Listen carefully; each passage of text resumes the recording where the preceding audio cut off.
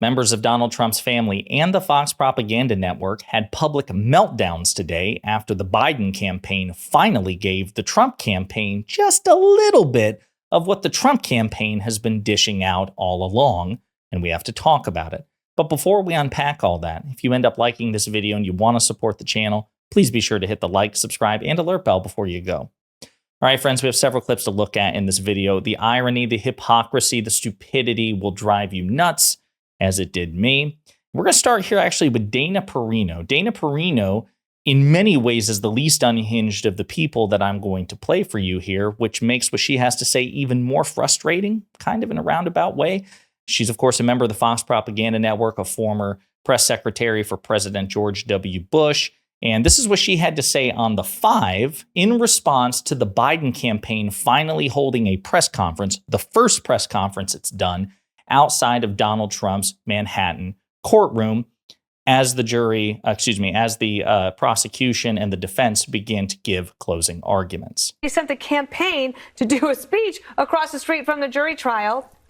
And I actually think that will probably be, it could be that they could file a lawsuit about that, because I think that it is against the law and against the rights of a defendant and the former president, and that it's tampering with the jury. I would say that's my opinion. I will stick to it. So what would make this interesting is if Dana Perino had any sort of consistency on this matter. So Donald Trump and his surrogates have been giving public remarks to the press every day the court's been in session. As a matter of fact, Trump has been under a gag order and has violated that gag order repeatedly, publicly insulting and attacking the judge, the judge's family members, clerks, court clerks, members of the court, etc., and so forth, constantly doing that. And then when he really wanted to get creative, he enlisted the help of MAGA Republican lawmakers, the Speaker of the House, Republican senators, Republican congresspeople, to do the same. As a matter of fact, people have been talking about for weeks that Donald Trump has arguably tampered with the jury by making threatening statements. But again, Dana Perino didn't care about that. And here she tries to spin the idea that basically an untampered jury is exclusively the right of the defendant, Donald Trump, when in reality, neither side can engage in jury tampering. Of course, the other Achilles heel of her argument is that the Biden campaign didn't talk about the jury, didn't talk about the judge, the judge's family members, court clerks, anybody except for Trump himself. Robert De Niro, legendary actor, showed up, and as well as the January 6th police officers, Capitol Police, Michael Fanone and Harry Dunn, they showed up and they talked about Trump. And that's it.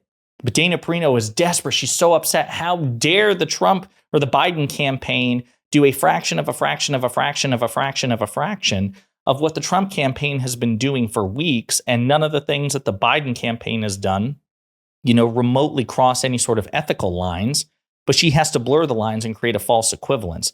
Absolutely disgusting stuff from Dana Perino. Again, the least unhinged of the right-wingers on the 5. We'll get to some of the more unhinged members of the 5 in just a minute, but we're actually going to turn to Don Jr., Donald Trump's moronic son, who seems to be confused about who the nation's chief executive is. See if you catch this. Right? Because he's been gagged. The president of the United States is not allowed to exercise his First Amendment rights in New York City in this day and age. The problem is that the president of the United States is not Donald Trump. It's Joe Biden. Joseph Robinette Biden is the current president of the United States, and his First Amendment rights are perfectly intact. As a matter of fact, so are Donald Trump's. Donald Trump can and has issued public statements, outside the courtroom. He's just not allowed to violate his gag order, which he is wont to do. That's on him, okay? And he should be treated like every other criminal defendant who has a gag order imposed on them. And criminal defendants have gag orders imposed on them all the time, right? Your First Amendment liberties are not unlimited.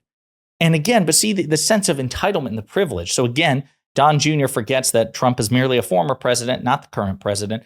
And merely by being Donald Trump, he should be entitled to certain free speech considerations that no other criminal defendant gets. That's the sense of privilege and entitlement this loser has. Stupid stuff from him.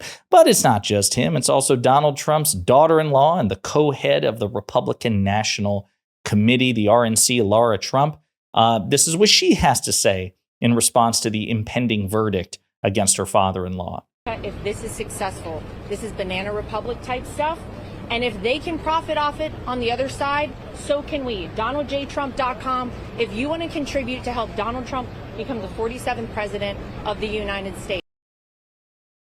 Good sales stuff, I suppose, from Lara Trump. The problem is two things. Number one, you guys have been profiting off it from the beginning. Donald Trump, be it his various mugshots, be it anything related to his legal challenges, he's attempted to fundraise off it from the very beginning. She, of course, wants you to believe that they haven't done anything like that. And it's actually the Biden campaign showing up and giving a press conference, which is going to trigger them to start profiting off it, when in reality, they've been profiting off it or attempting to from the very beginning. So she's lying to your face then and there. The other thing she says is that it's a banana republic. It's the stuff of banana republics to hold corrupt criminal former leaders accountable.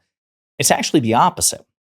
So a real banana republic protects corrupt criminal leaders in perpetuity, gives them a blank check to commit crimes and engage in corruption with impunity. Other advanced democracies like France and South Korea and Japan, they have actually prosecuted corrupt criminal former leaders because it's proof that truly no one is above the law, right? Banana republic would either be one of two things: going after innocent political opponents, which, by the way, as a reminder, I love pointing this out, Donald Trump has publicly campaigned on jailing his political opponents every time he's run for office.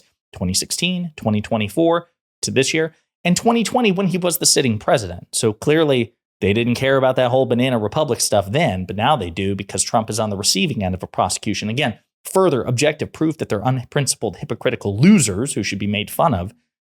But Donald Trump isn't innocent. He's corrupt, and he's not the leader. He's a former leader.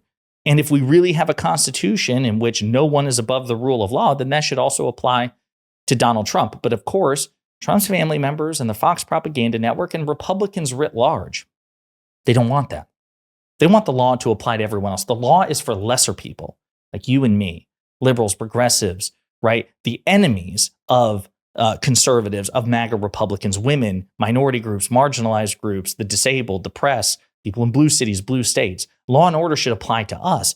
They, on the other hand, feel entitled to a blank check. Really creepy stuff. But again, she's just objectively wrong. It's the sign of a healthy republic, a healthy democracy, that former leaders will be treated the way that other criminals would be. Okay. Now, I said that there were other unhinged people. And of course, I'm referring to Janine Pirro, so-called Judge Janine Pirro on the Five. She's really upset with Robert De Niro, the legendary actor who, of course, despises Donald Trump, and with good reason.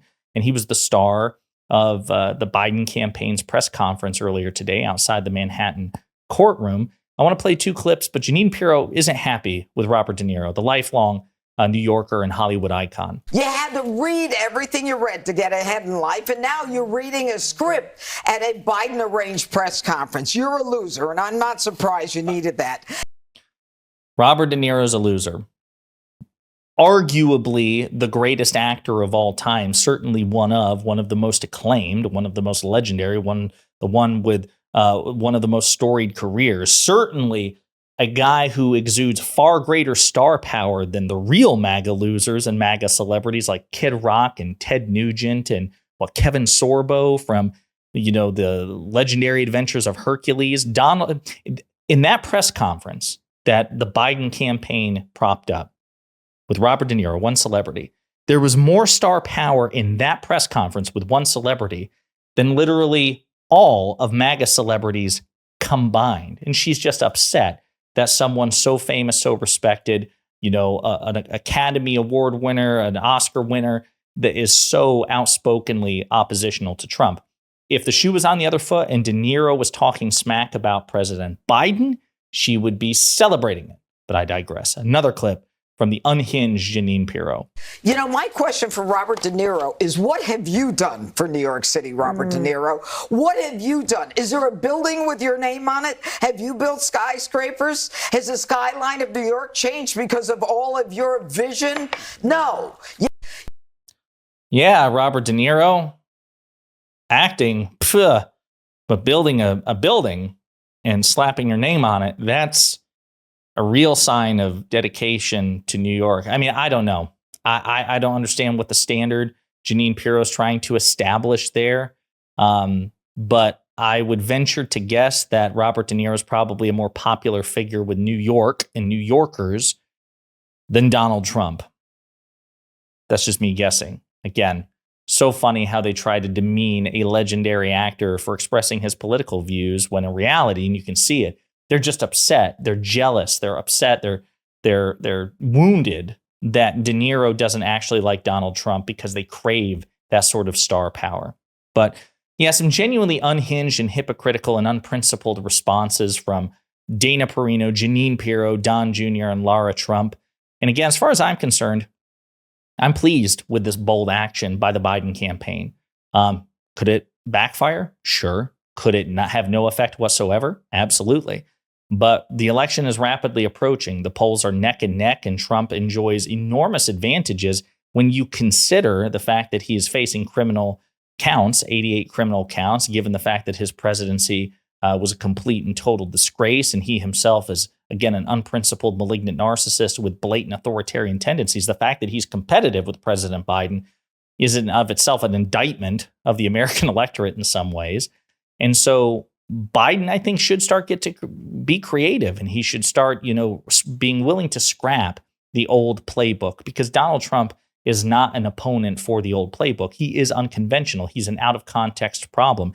And the Trump campaign and the Fox propaganda network have been claiming for months that Biden is weaponizing the Justice Department against Trump, even though, again, there's no basis for it. This is a case that was brought by a Manhattan district attorney who literally has no relationship. There is no formal relationship between the Manhattan DA and the president of the United States, but they don't care about those facts. They're just shouting it into the void, and they're propagandizing, and they've been doing it for weeks and weeks and weeks and weeks and weeks. And the Biden campaign, I think, has foolishly said, listen, if this had ever happened, we're supposed to stay above the fray because we don't want to, give credence to the idea that we're politicizing this. Well, it is politicized already. Trump has politicized this, and Trump is trying to tar and feather Biden as some sort of nefarious political actor. So you might as well go down there strategically, carefully, and counter program. So I applaud them for taking the risk, and I imagine as the election draws near, they're going to have to take many more risks. But let me know what you think in the comments.